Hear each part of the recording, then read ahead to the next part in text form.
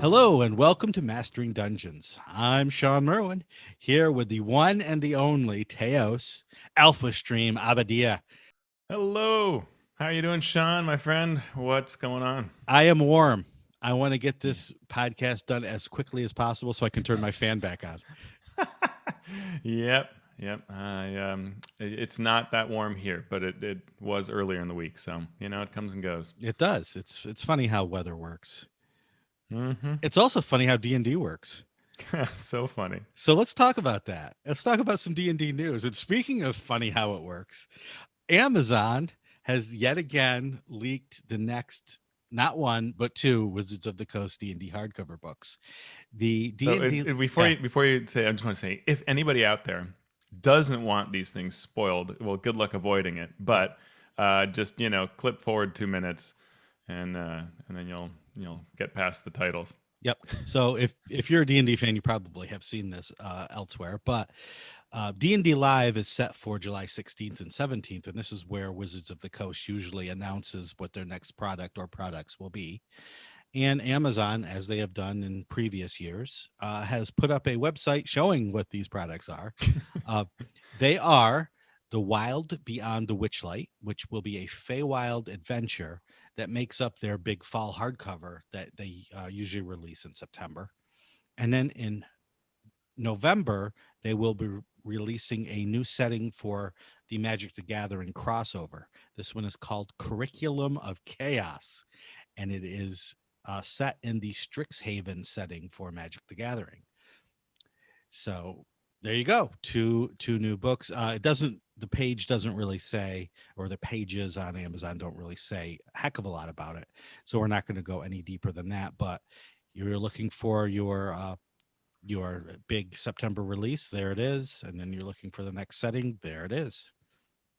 Yeah, and perhaps sort of drumming up on this, there is a new series from D&D called Legend Lore, Mm-hmm. where every day this week they've been, in the future now. By the time you hear this, every morning at 9 a.m. Pacific, they've been sharing various D&D news bits.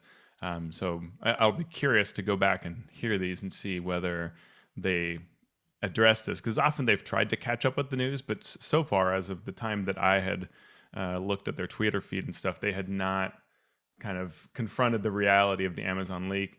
And interestingly, a lot of my friends were saying they don't actually believe this is a leak. Like, it's happened so much that they're now convinced that this is part of the process. And I don't know, what do you think, Sean? Like, is this on purpose? Do they just say, like, I don't know. I wouldn't imagine that Wizards would want this done.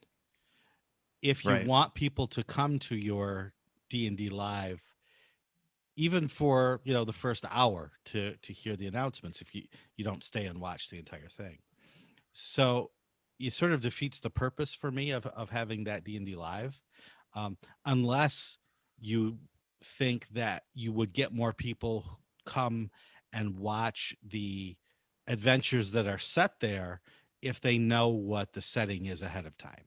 So if the streams that they do are all set in the Feywild, then you would want to announce it ahead of time because you want people who are excited about the Feywild to go, make an appointment viewing.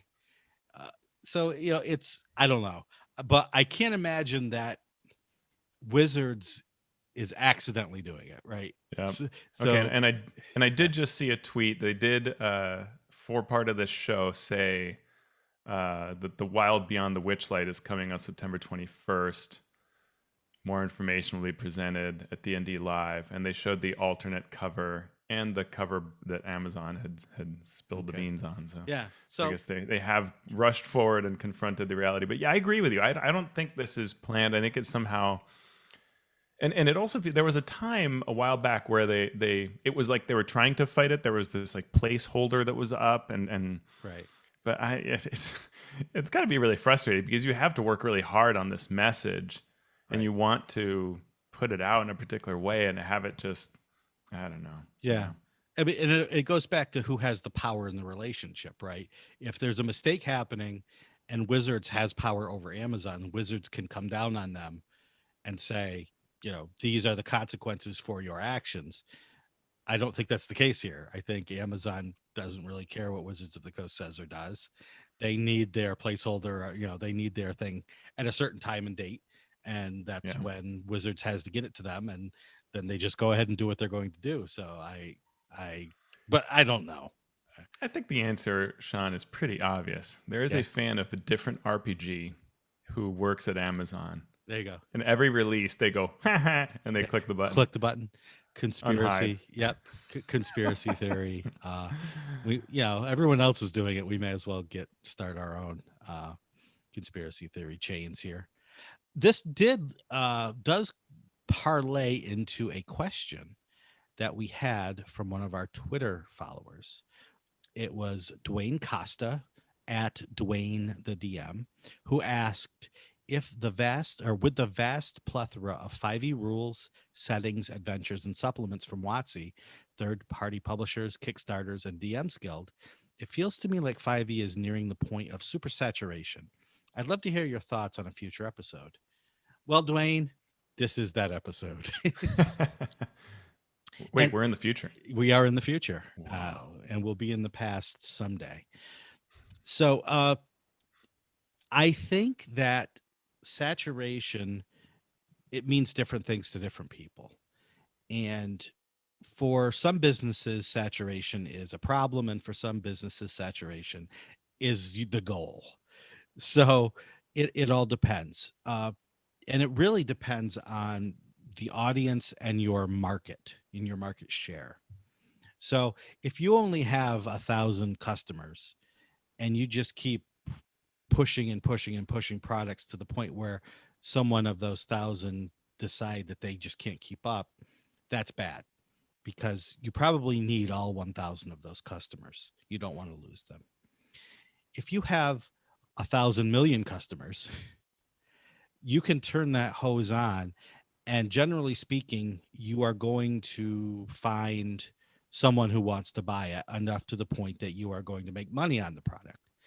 So while saturation and burnout is a threat, the threat's alleviated by having this much larger customer base, which they have, consumer base, and a more diverse consumer base. Yeah. By slowing Yeah. down their production, what they would be doing is maybe selling more products in the long run, but they aren't taking advantage of this current trend of increasing sales, which is why they're moving quicker now, because they know the sales are going to be there. Yeah.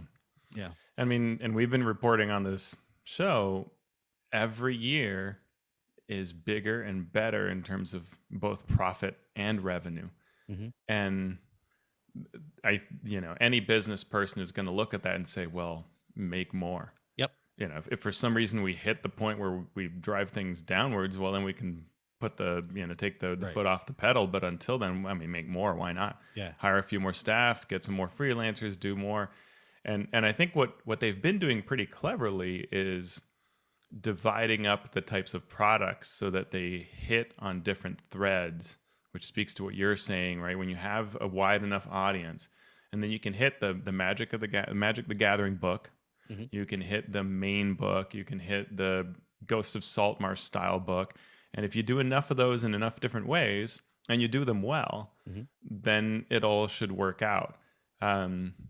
What you don't want to do is, I think, two things. One is what we had in second edition, which is that you divided up your market into almost competing segments of Mm-hmm. your own fan base, right? To where there is no way your average person or even your super fan could buy Planescape, Birthright, Dark Sun, and on and on and on, and all those worlds. You just couldn't buy all of it.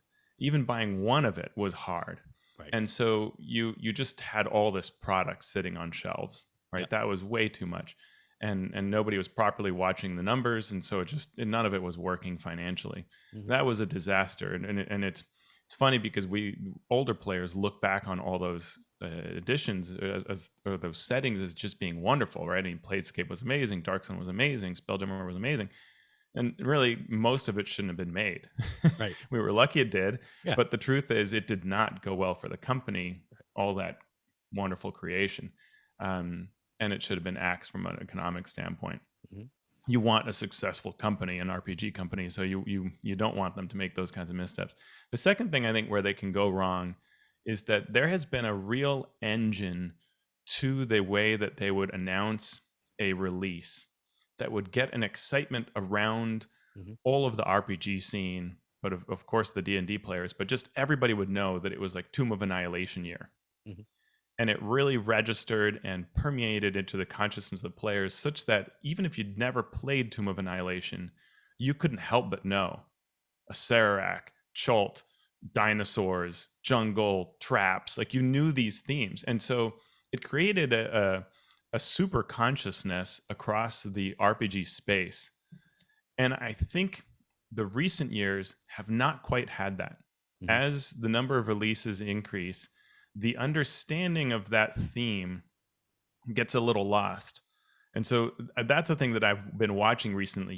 Does it feel like rhyme season all year long? Hmm. And sometimes it kind of doesn't.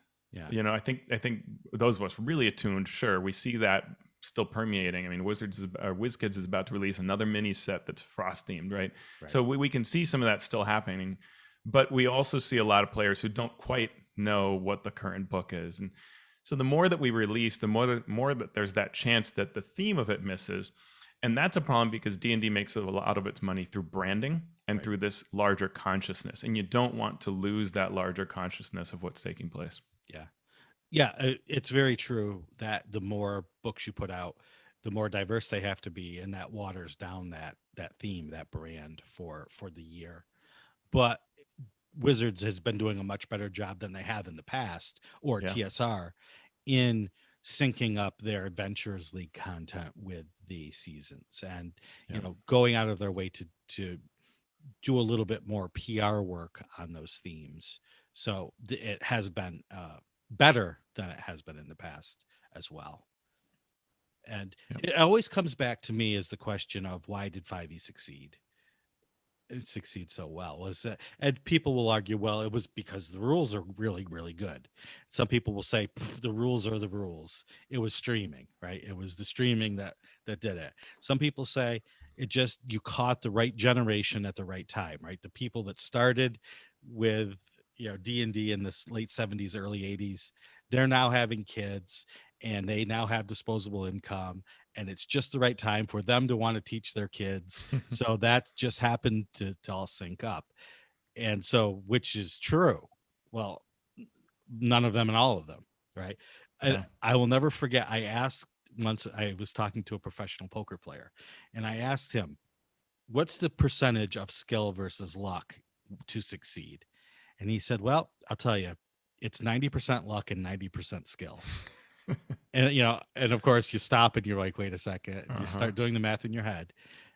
But it's very true, right? Because it's all percentages. You don't know anything for sure in poker, and Hmm. you don't know anything for sure in publishing, but you just Yeah. want to get those odds as much in your favor as possible to let the luck happen.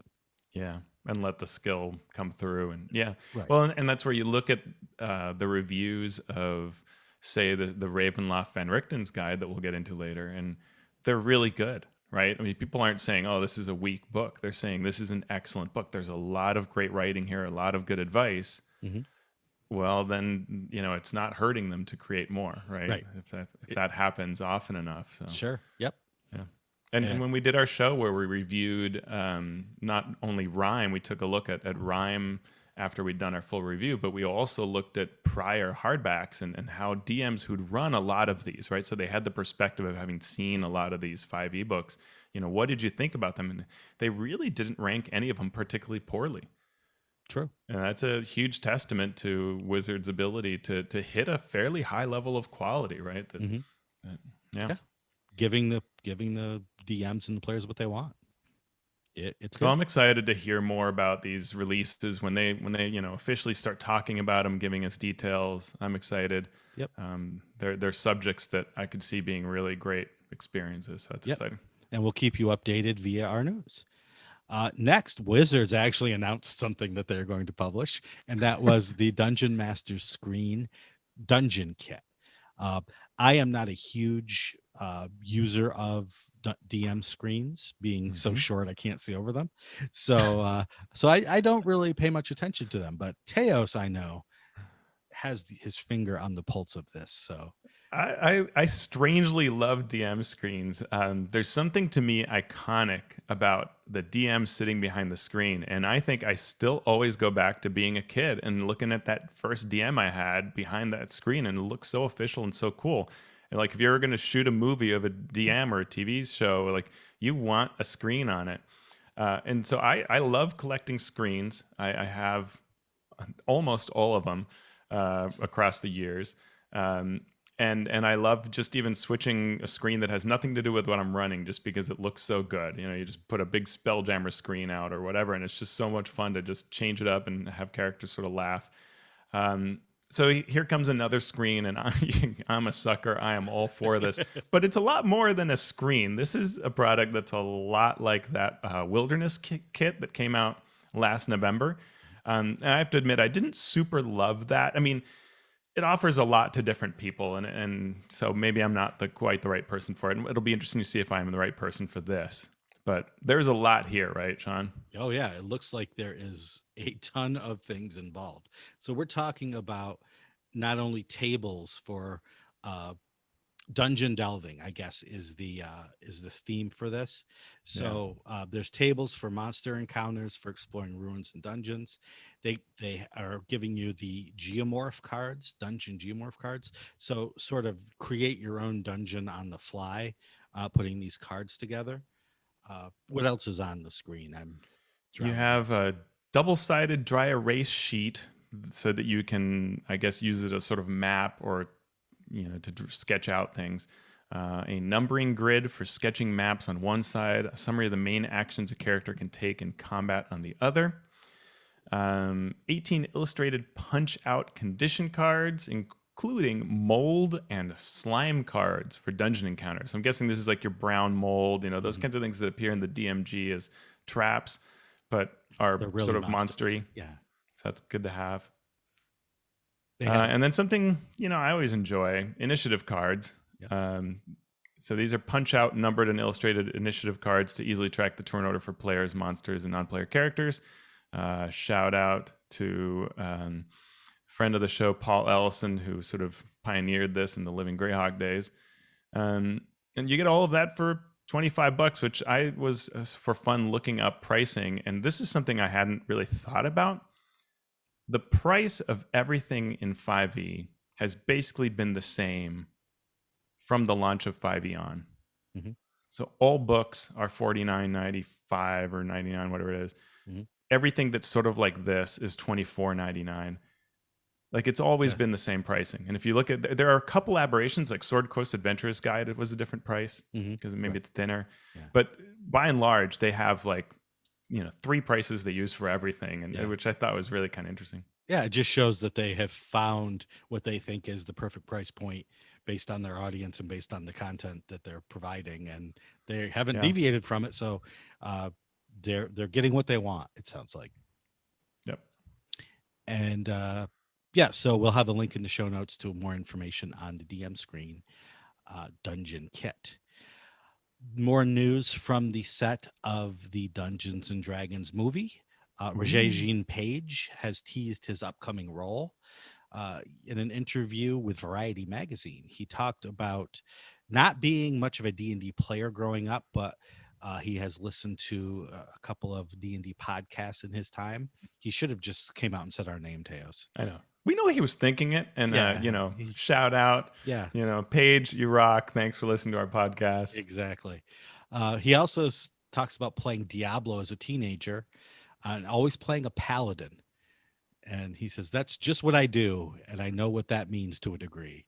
So, everyone's now like, oh, he's playing a paladin in the movie. Not necessarily. Uh, Yeah.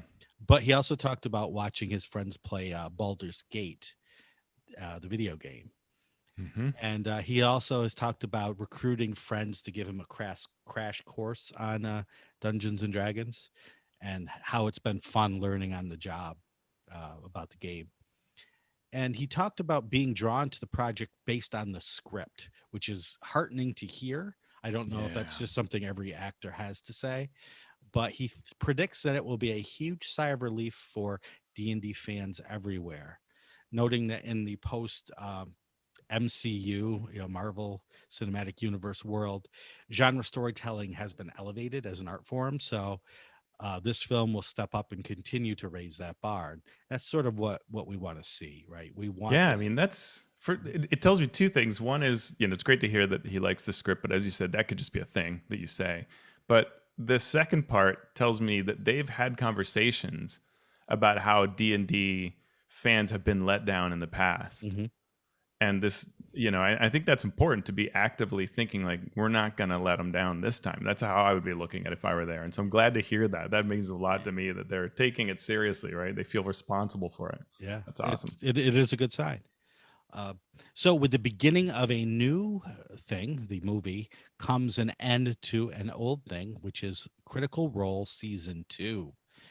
It ended its 141st episode, its second season, on June 3rd with a 7+ hour final game. Not since I've been 12. Well, I can't say that. I go to conventions and play for Yeah, like 16 hours straight. So who am it's I? true. Who am I to laugh at a 7+ hour final game? So what is up next then for Critical Role, Teos? Yeah, well, the next thing is the clash between the two teams of adventurers they have, Vox Machina and Mighty Nine. They are going to rumble the two season teams on Friday, June 18th, 7 p.m. on both Twitch and YouTube. This was the like $3 million stretch goal from their $11.3 million Kickstarter in 2019, that there would be this sort of encounter that would take place. It's a level 15 4x4 PvP fight to the death, each side having 4 characters. Matt Mercer is the DM, and then Taliesin Jaff is playing both sides. So that should be interesting to see how that kind of comes across to everybody, the idea of this PvP. Speaking of encounter. 7+ hours of gaming, that's what you're talking about there, probably. That could very well be, yeah, Oh, yeah. depending on what kind of tactics they use. Yep. And that's the thing, they play so much that they know their characters well, so it'll be interesting. And of course, it forces different members to be on different sides, and so that'll be interesting too. Yep.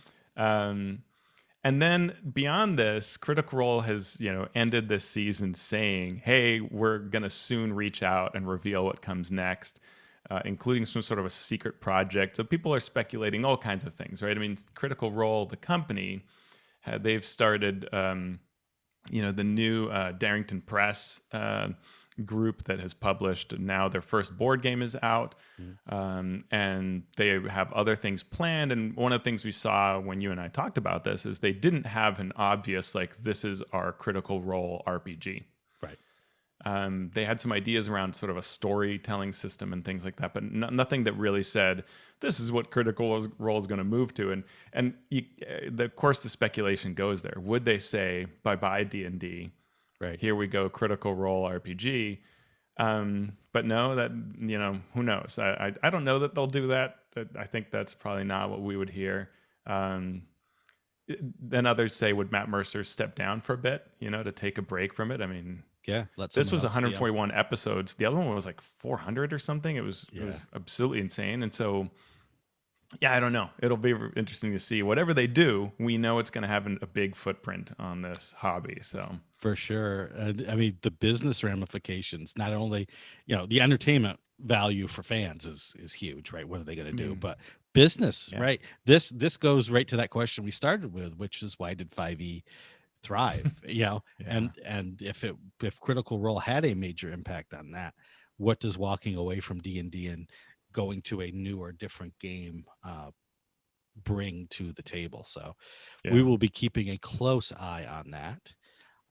New games on the topic of such. Marvel is launching its official Marvel Multiverse RPG. It will be launched as a playtest in 2022 with a full release in 2023. The game's primary author is Matt Forbeck. He's worked on many D&D properties, the Marvel Encyclopedia, Shotguns and Sorcery, Deadlands, the Lord of the Rings RPG, video game writing, many novels, including like 12 in 1 year.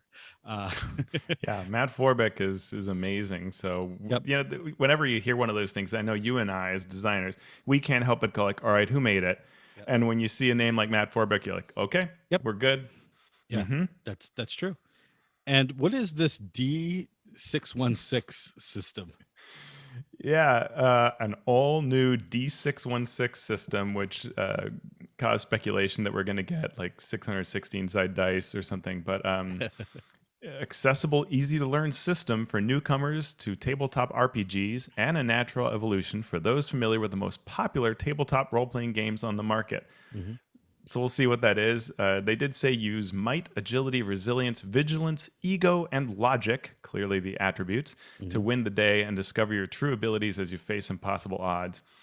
What I found most interesting here is that they're going to have this playtest rule book, which I can only imagine is going to be for sale, in next year. Right. And then the actual game in 2023. So it'll be interesting to see how fans like that. I think you always have to be careful with that. You want to create the buzz while getting the feedback, but not have people feel like they're being taken. I think that like Pathfinder 2 selling that the Pathfinder 2 playtest version felt a little bit like we're padding the coffers, right? It can come off that way, whether it's true or not. Yeah. So it'll be interesting to see kind of what the price point of this version is. Yeah. Maybe it's free. I don't know, but I'm expecting that it'll be a price point. Yep. And just what they do to get an audience is always important, because what this offers to all of us, well, of course, is maybe a fun superheroes game. It used to be a TSR game, the Marvel, right.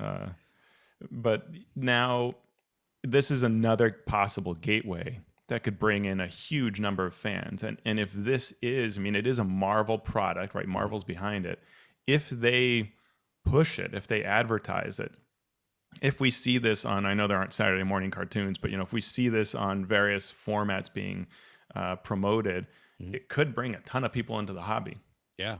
I hope that happens. How many people are going to watch the premiere of Loki on Netflix coming up soon, or watched Falcon and the Winter Soldier? So it'll be interesting, as all our news tends to be.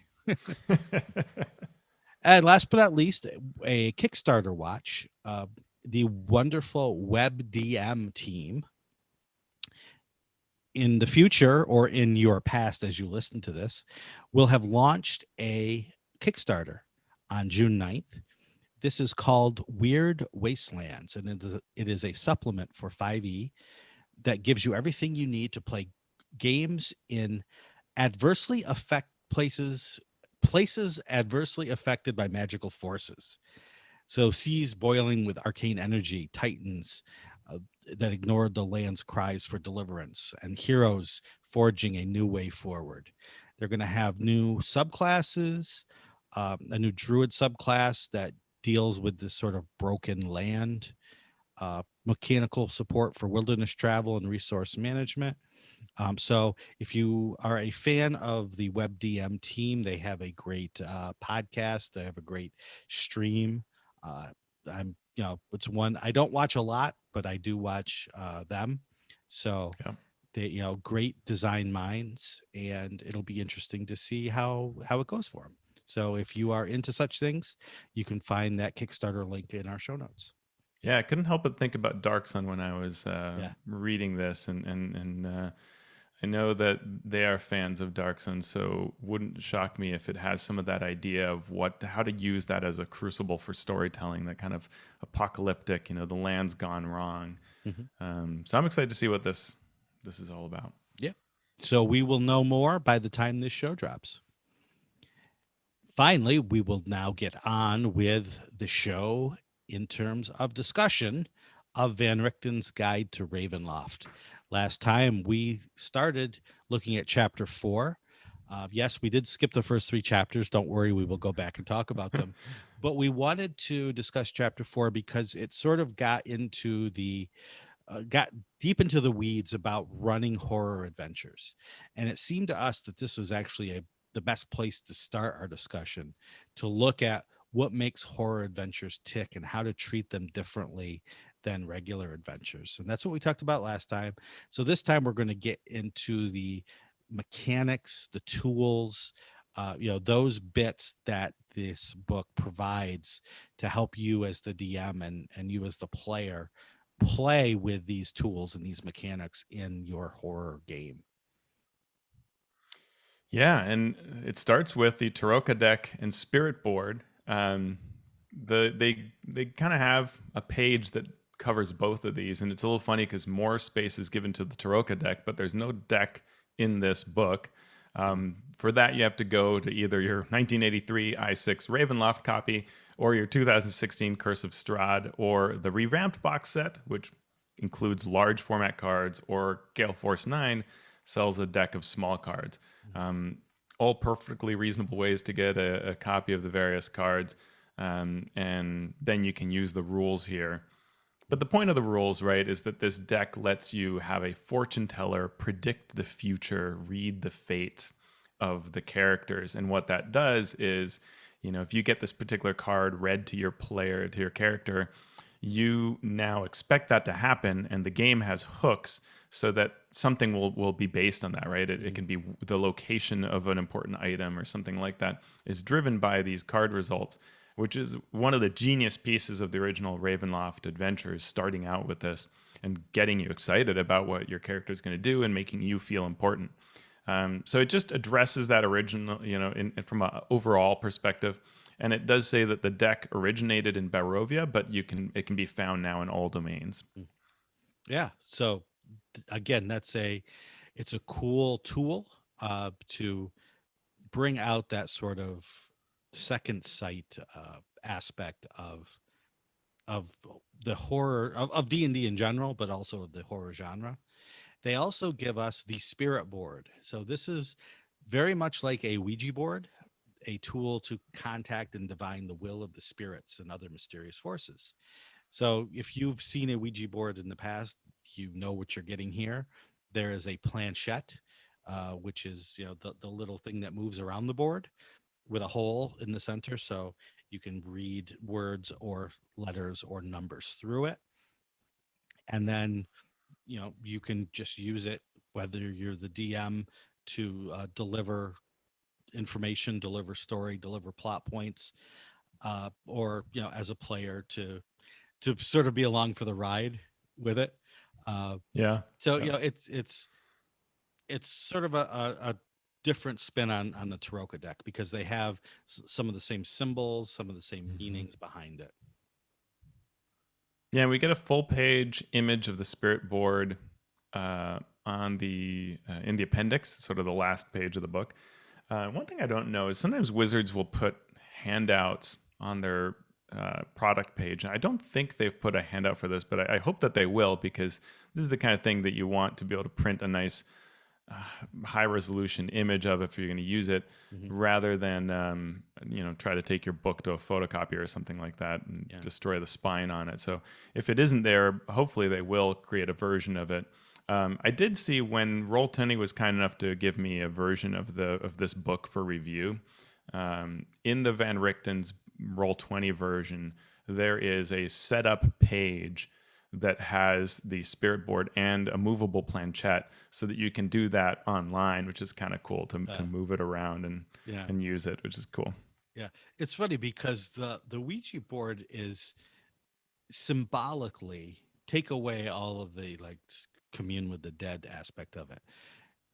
A Ouija board is very much like a D&D game, right? Everyone has their hand on the story, and they're moving it, but there's probably one person that's really moving it. Yeah. Although if more than one person wants to, override what that one person is doing, they can certainly do that. So I just thought that was interesting. Yeah. Just as a motif for what D&D is. Wonder if you could do something like that where you to have the players all hold on to this planchette, and would they write their own adventures somehow? Like Yeah, what would happen? That'd be really fascinating. yeah. Yeah, it's so interesting. Yeah, and then I guess the idea, this, when we look at the sample adventure will take it into account. So it's Hmm. just kind of, it's smart of them to do that. Showcase your new technology in the adventure. Exactly. So that's the two actual physical tools or physical sets of tools that are referenced by the book. Now we get to the game mechanical tool set. Um, the first is curses. So curses are something that are already in D&D. It's a spell, but as it is in D&D, it's sort of anticlimactic. Um, Very much so. so what this section does is talk about creating more dramatic curses. Uh, these curses are meant to be very meaningful, plot-driven experiences that don't happen in a round and then you remove the next round. Yeah. Um, and so they actually take you through the steps of the best way to deliver the curses and then the mechanics behind what the curse does. Do you want to talk about the those? Yeah, I like the design of this, and actually all of this section I thought is pretty fresh design. And it is true, like you said, curse, the curse spell is, it's a letdown. It's not kind of as powerful it should be, and I believe it requires concentration. I'd have to actually look it up to check, but it's disappointing. And if you've run a hag, the first thing you think is, oh, I'm gonna curse the characters. That'll be, bestow curse. That's what I'm gonna cast. Yeah, it's concentration, and it's things like, you have disadvantage on attack rolls, and frankly, no hag should be spending an action on that when they've got when they've got player characters in their face. Um, and what this does is change it up in a really cool way and have really broad application. So each curse is now resistant to normal magic, like remove curse and greater restoration. Such magic could only temporarily lessen it. So you might get a day reprieve, or for some amount of time lose the curse, but then you're going to regain it. Mhm. Um, and the idea of the curse is you can apply it based on whatever you think the story trigger should be, and that should be something that is obvious to the players. So great example is the sarcophagus that has writing around it that says, they who open up the sarcophagi will be forever cursed, right? Something like that. So you kind of know, like, well, if I do this, this is going to happen. You see it coming. Yep. And each curse has these different components. The pronouncement is that sort of warning. It could be a priest that warns you that if you slay me, my goddess shall forever taint you, something like that. So you kind of get this feeling, and you understand that maybe you could do something to avoid it. And I like that a lot. The idea that there's always this pronouncement, Mhm. because it it creates story and decision and Mhm. choice, and that's really Yeah. fun. Yeah. Um, then the burden part of it is the mechanical impact of the curse, and we get a bunch of examples, and they're a wide variety here that are given to us. But it's things like you have vulnerability to a damage type, or undead are hunting you. Um, some of them are pretty rough, so you get a breadth to choose from here. And then there's the resolution, how to end the curse, which is usually by making amends in some way. Mhm. Yeah, I love the use of a curse as a consequence for actions because that is one of the things that makes D&D, a different game than everything else.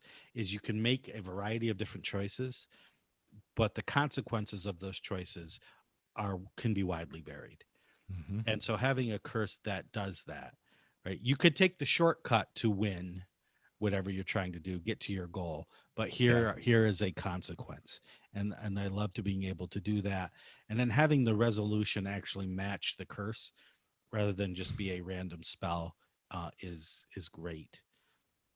Yeah, I, this reminds me of you and I were recently talking about an old Ashes of Athos adventure that did a number of fun things. And I remember when I ran the playtest, there was this sarcophagus that when you did this thing and it was related to fire in some way, you got a boon. Mhm. And when I ran this playtest, the player said, "You know what you should do? You should do it that if they try to do it again, they get a bane." Yes. Yep. Because as soon as the other players see that this one player got a benefit, they're all gonna try to do this thing. Yep. Uh, and so we put that in the adventure that there would be, when another player tries to, like, say, break another sarcophagus, then you get this bane, this kind of curse. And it was hilarious because it happened at like every table because all the players would go like, "Oh, I want to get some power of fire." I Instead, they'd get this like necrotic yeah. thing they dealt with. I can It was great. remember very little from that long ago, but I remember that, and I remember exactly what you're talking about, and I remember every table I ran, someone and tried it. Yeah, Yep. for sure. It's great, right? And that's the kind of thing where like there can be easily be this warning and then this piece, and that's fun. This is the kind of stuff you talk about in D&D. Yep. And I think when we were young, long ago in the olden days, curses were in the form usually of treasure. Mhm. And it was a way of balancing out our greed because we always wanted whatever we could get our hands on. Yep. And that knowledge that sometimes what you got your hands on would be a spear that would be a backbiter and attack you, bend around and actually Yeah. do the attack roll against you. That was quite terrifying but also fun in its own way. But I don't think that fun has aged well. Yeah. And I think this is a nice way to sort of substitute it in. Yeah. When I was reading this, I hearkened back to the Grim Hollow campaign guide because they have a section on curses in there. And while I work for uh, Ghostfire now, I did not write the campaign guide or work on it. But Right. they have a sort of thing that I would have loved to see here too. In addition to all of this stuff, is a progressive curse. So when Yeah. you get it, it's sort of low powered. It's a slight annoyance. So all right, I will deal with it down the road. I'll eh, I -1 when I roll, my hit die to regain uh hit points. Not a big deal. I can survive with that. Oh, a week passes. Oh, wait a second. Now this is happening. It's a little worse. Now you're getting that dread of what's going to happen if I don't stop this? I see what's going to happen. So now we need to deal with it or not. What are the Yeah. Yeah. consequences of not dealing with it? Um, That's and great. instead of instead of resolving it by just a remove curse, what the Ghostfire Grim Hollow curse system does is you still have to cast remove curse, but you need a specific component or components. So for every stage that the curse goes through, you need one more component, and the component is something tied to the curse. So That's cool. it's along these same lines. And if I was going to run this, I would combine these two things to really make it a plot driving aspect of the game. Yeah. This also makes me think of the fourth edition disease rules, which were actually quite fun, where you could go along this progression and have different effects of the disease, of Mhm. how bad it was, and you could sort of go back and forth. But unfortunately, reality in play was usually someone would just remove the Right. disease, Yeah. and you just skip this table, which was really sort of lame. Um, but that kind of idea, that progression, that's a fun idea. Yeah. We get these four example curses here, and I like them. I love that they gave the four examples, and it's ancient seal, which is like breaking the seal of a sarcophagus or door or whatever. Yep. Broken vow, which is some sort of oath that you're breaking. Final breath, when someone dies and they curse you. Innocent blood. These are all really good ways of showcasing the types of curses. Mhm. But what I would have liked is a little more guidance of how to use the curses in play Mhm. um, to have a big effect. So I haven't looked at the adventure yet. So I'm curious whether they give you some of that because I think that guidance is really important. Right. Um, Because it yeah, is a this is a lot of fun balance. to play with. It Yeah, it is a balance of you don't want it to totally devastate the character, but you don't want it to be inconsequential either. You want to right. strike that balance, and that's why a progressive one um, does both. Uh, And the big part of why you want, the reason why there's this pronouncement versus burden versus resolution is to make this not be an on-off switch of like, oh, I have -2 to attacks, I'm gonna cast remove curse, I'm done. mhm, That has no flavor or story to it, and therefore doesn't resonate with us as players or DM. And by creating these different steps, we interact with it. Right? We see the bold words carved above the threshold of the door that's sealed with lead. mhm. Do we break that? Do we go somewhere else? Do we find some other way? Right? Maybe we could outwit it by teleporting through or whatever. But it forces us to interact and think and discuss. And so then when we hit that burden, now that story is reinforced, and then resolving it is this thing that should be interesting. And they do have some of these examples are kind of great where you think about like, well, how would I try to resolve this curse? And I might not be entirely sure. And I would have loved some guidance that to say like, downtime, for example, is an excellent way to research how to Mhm. end a curse. Right. Or should you just be able to roll some skills to get the understanding? And Mhm. that's something for DMs to play with and think through, because again, the whole point is to create this interaction. So you don't want it to take 2 seconds. You want this to be a something that they deal with over time. Mhm. So, past curses, there is also a section on fear and stress. So, while curses are plot driven, fear and stress are really driven by mechanics, although there can be role playing elements to them. Um, so, they they provide you with a list of fears that they call seeds of fear. And so these are things like I can't stand dark places, I can't stand heights. Being around crowds unnerves me, for I always feel judged. So these are things that might trigger fear in or stress in the character. And then as these things occur, there are mechanics for dealing with fear or dealing with stress. And before we talk about fear and stress specifically, they also mention in the book that if role played well, even though you are going to use fear and stress as a penalty later, you can and should provide inspiration to the player for playing it well, which will then later at least slightly offset the penalties from the fear and the stress. Right, right. So do you want to talk about anything there? Go into fear? Yeah, that there's a lot here that I didn't love these seeds of fear. Mhm. Um, in that this is a case where they kind of almost say, "Oh, roll on this table. That's your seed of fear." When I think the main guidance that would be interesting is come up with your fear. If you can't think of one, Mhm. then roll on this table or use this table as examples. But I guess it says you can choose up to 2 seeds of fear during character creation. But I think this is where you want to come up with your own. And it reminds me of when we played AD&D. There used to be a character sheet we used, and it was one of the official ones. And on it had a little slot that was like character fears. Yeah. And we would always, our DM, whoever was DMing, we'd always force people to fill that out, and we'd write it down, and we'd choose something like spiders or whatever. And then when those things came up, usually you were in really bad situation, but it was part of the fun that there Yeah. was that fear out there that could happen. Um, yeah, this part seemed a little hard for me to grasp exactly how they want you to use this or come up with this in a way that's going to be palpable and Right. engaging for the characters. And the one of the issues is there's different kinds of players. And some players want to put their fears down right from the start and they want to role play them heavily from the beginning. And then there's some people that, write down their flaw when they're building their character, if they even bother to write down a flaw, on the official sheet where it has personality traits, Yeah. flaws. So they write something down, but they never even look at it, much less play it. For the latter kind of player, sometimes having the fear develop from the game rather than during creation uh, is more emblematic, is better, resonates better with them.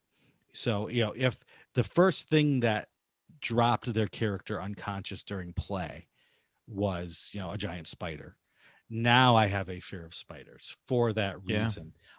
So depending on the type of player that you're dealing with, DMs, you may want to do it during character creation. What do you fear? You may want to wait and say, hey, you know what? This just happened. You just failed your save against the troglodyte stench. Now you have a fear of strong odors. That's a neat idea. Yeah, I like that. Yeah. And Yeah, either way works. or just, at the end of the first session, sit down and say, of everything you encountered, and you tell them at the beginning of the session, hey, during this session, think of a thing that happens here that turns out to be one of your fears. Mm-hmm. Yeah. And then it can be whatever. And that can actually be a lot of fun, because maybe, you get, crit on, and you decide, well, it's being, on the threshold of death, or it's spiders or whatever. And so then that can be fun to play through that. And you don't have to activate these all the time. Right. But, yeah. And did we talk about I don't think we mentioned the rules for this, did we? We have not mentioned the rules of fear or stress yet. Yeah. You want to talk about fear? I would love to. So when the thing that triggers your fear happens, you must make a DC 17, a DC 15 wisdom saving throw. If you fail, you become frightened until the end of your next turn.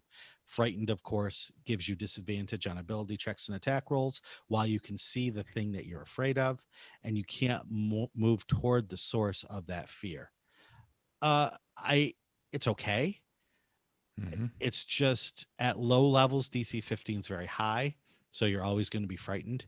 At high levels, you always have a hero's feast going. You always have a paladin or something like a paladin with an aura that keeps you from being frightened. So it loses its rigor at that point. So I would much rather have a scaling DC and give it some more teeth for higher level characters.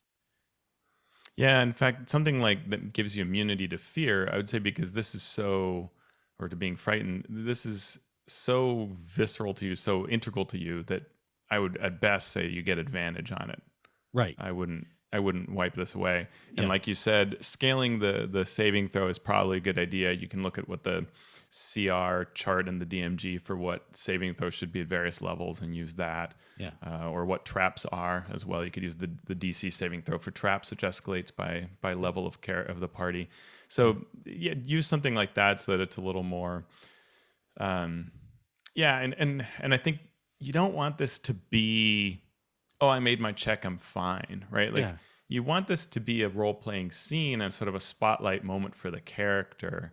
Right. So this is a little. It goes back to that. For me. It goes back to that old saying, bravery isn't a lack of fear, right? Bravery is overcoming the fear that you have, and I want that to play out in my game, right? I don't want it to just be I'm not afraid of anything because I'm 10th level or because I'm a paladin. Right, exactly.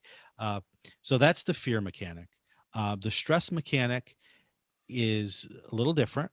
So as stressful things occur, you gain a -1 to all attack rolls, ability checks, and saving throws per stress point that you have accumulated. So you're in a stressful situation, you get a stress point -1. If you go into a different situation that's also stressful before removing your first stress point, you now have 2 stress points and a -2 on attack rolls, ability checks, and saving throws. So this can be something that's triggered by your seeds of fear. It can be a difficult situation, anything that you would find stressful. They give examples of either fear or stress. Seeing a monster that you realize can kill you or knock you unconscious with one blow could trigger stress or fear. So things like that. What did you think of the stress mechanic? The one thing I'd want guidance wise here is and they do give guidance at the beginning of this whole section, sort of don't overdo these things, and that is really important here, because being in the domain, any of these domains of dread, you're gonna, that's stressful. It's so -1 is just gonna keep piling up because it's all stressful. So you have to kind of think as DM, when do I want to say this is over and above you're in the domain of dread and this is terrible.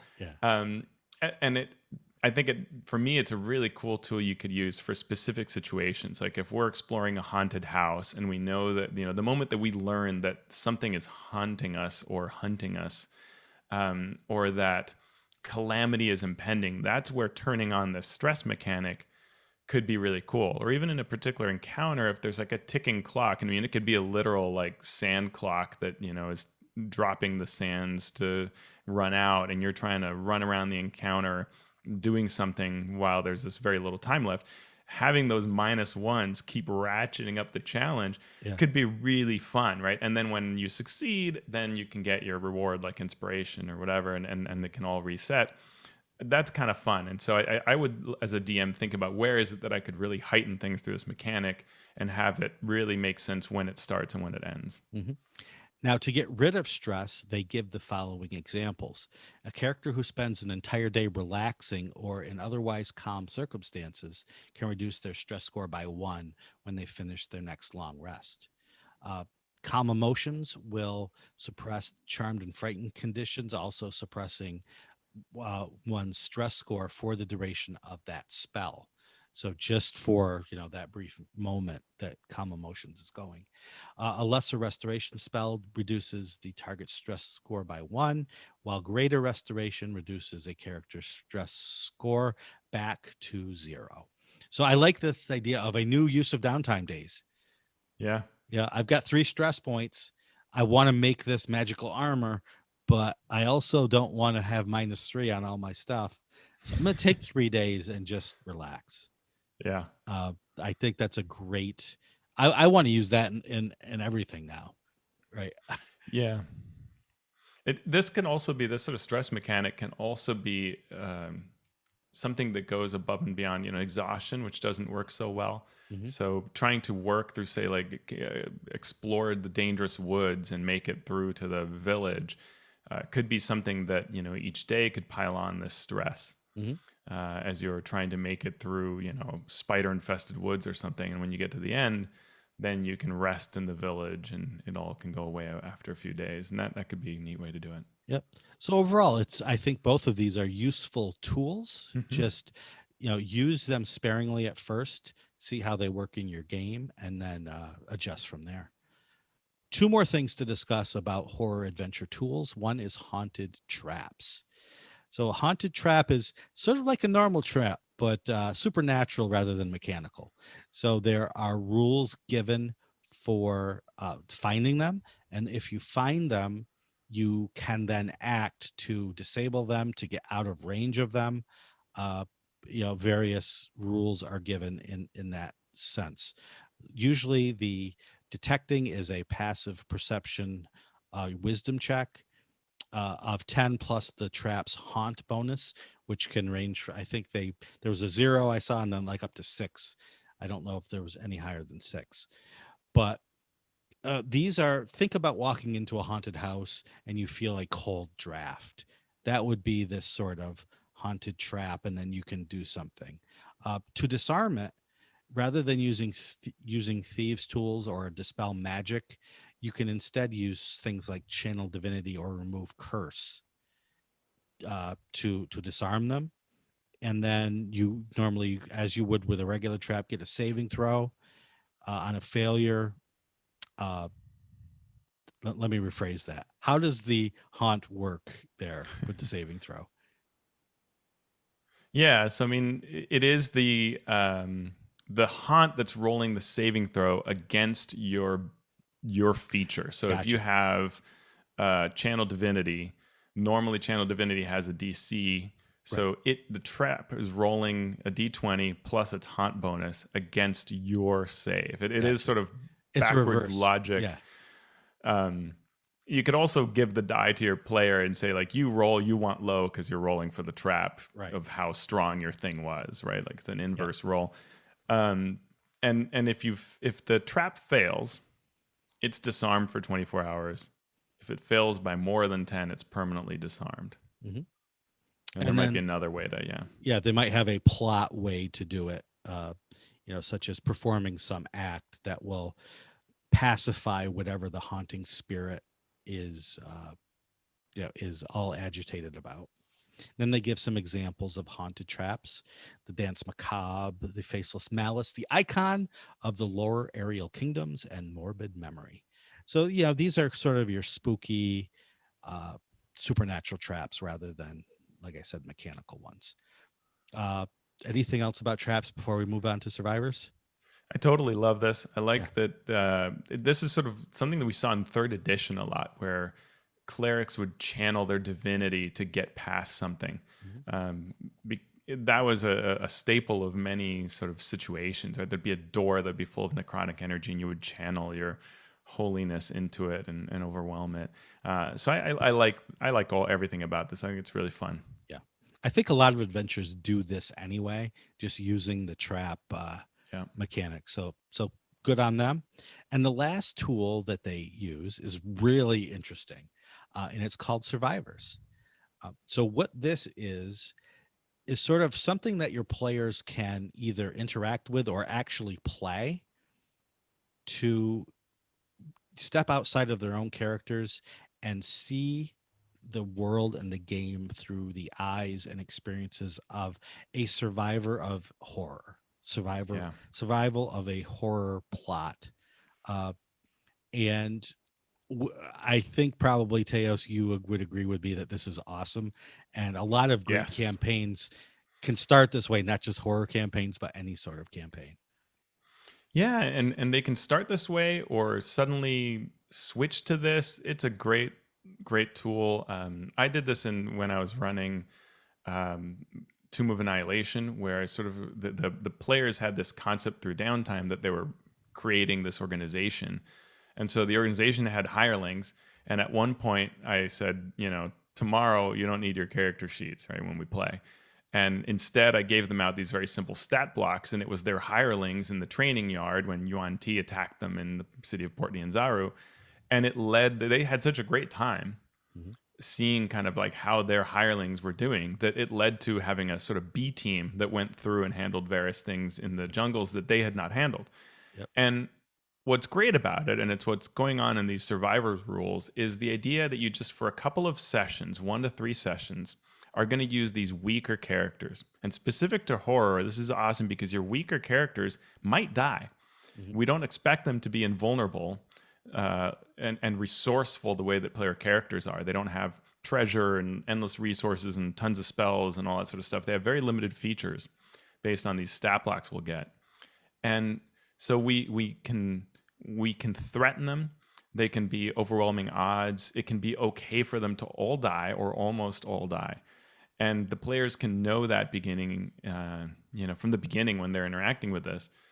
And we get a lot of good advice on how to use them and some examples, like the idea of maybe you walk in and you see the end of a battle scene, right, with these sort of bodies strewn there in some village that tried to hold off wolves and Mhm. ghouls, whatever.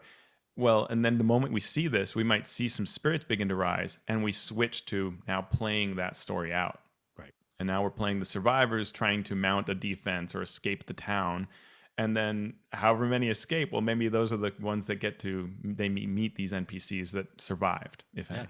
Yeah. I mean, and Fascinating. it's a great way rather than sort of a lore dump or, just as the DM saying, well, looking at the scene, you can with your survival check or your investigation check figure out that these people hold up in this temple, in their church in this small town, but they were overrun by undead, and so that was their end. Playing out that story just adds so much depth to the story, that it can't be overstated. And a fun twist on this would be if you are about to run your characters through a dungeon with some like skeletons in the first room, play the skeletons for a session as different adventurers come in, and you wipe them out, uh, and then you're giving the players clues about what they're going to see later. Yeah. Maybe there's a Yep. trap in the room that the skeletons can ascertain as they're playing this. Oh, Yeah. one of the PCs that you're fighting just ran into this corner and blew up. Oh, now we know something's, Yeah. Yeah. You could learn things it's like an that. interesting twist. Yeah, that's a fun way to do it. I love everything about this because I think that especially in longer campaigns, we get into that rut of my character, my power, all this Mhm. sort of stuff. And when you are forced to sort of have this out of body experience into another character, it's like it's like a mini game within a game, and it's super fun and flavorful. Yep. Um, we get 4 stat blocks for these: the apprentice, the sneak, the disciple, the squire. So it's basically fledgling wizard, fledgling priest, cleric, young rogue, young warrior. Um, and so they're pretty weak. Like, the apprentice, which is the wizard type, has 7 hit points. The squire, which is the warrior type, has 11. So they are very vulnerable to everything, and they are fairly weak in what they can do. Mhm. They all tend to have like a kind of an ability that they can, a basic attack, and then some sort of thing they can do. Like the squire can shove with their shield and push something back, Mhm. um, and that is kind of fun enough. They also give us some rules for leveling them up to second or third level, where you get hit points and you choose a survivor talent. Mhm. And some of these survivor talents are pretty awesome. Yeah. Adrenaline surge. At the start of your turn, you could choose one creature you can see within 30 feet. Until the start of your turn, you are frightened of that creature and your walking speed is doubled. So, yes, you are frightened, and boy, can you move away from it. Yeah. And it's just sort of fun, and you could even think of some of your own here. With the understanding is these aren't supposed to be powerful characters, right? These are supposed to be people that likely won't survive, but can. And so it's sort of a different way to play D&D. And I would argue that minus these survivor talents, it's a good way to teach the game to Yeah. start with. Yeah. Rather than this list of 27 things you can do at first level, it's like, hey, you know what? You have a sword and you can push, and this is your hit points, and that's it. Let's play. Yeah. Now let's build your character since you understand how hit points work, how It's attack true. rolls work, and so on.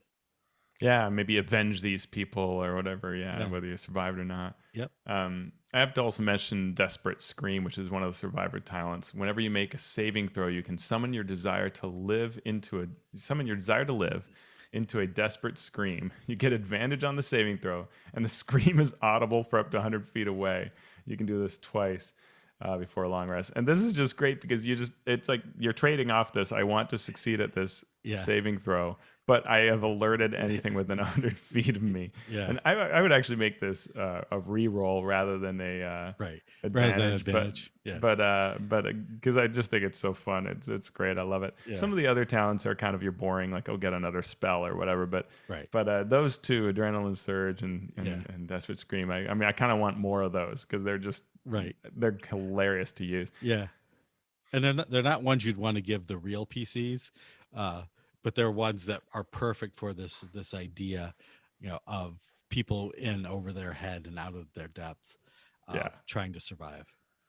So I mean, wow, Sean, like, I mean, this chapter, strong. Yeah, yeah. I mean, good stuff from the start with helping a DM put together uh, what they need to run a horror adventure, and then with the mechanics that follow up to make it feel like a horror adventure. This is off to a very strong start, or a very strong chapter 4 start.